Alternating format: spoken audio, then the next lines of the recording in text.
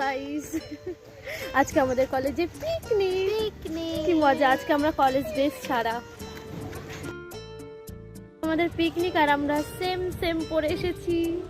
আজকে পিকনিক তো যা যা খাবি টিফিনে এনেছি সব টিফিনে পুরবো, যা খেতে পারবো না সব টিফিনে। আমাকে দিবি, আমাকে দিবি। টিফিনে নিয়েছি না, আমি সব টিফিনে পুরবো। কি মেয়ে। আর এখানে আমাদের পিকনিকের রান্না বান্না হচ্ছে, তো আমি একটু চলে গিয়েছিলাম খুন্তি নাড়তে। এরপরে চলে এসেছিলাম ক্লাসে, কারণ প্রার্থনা শুরু হবে।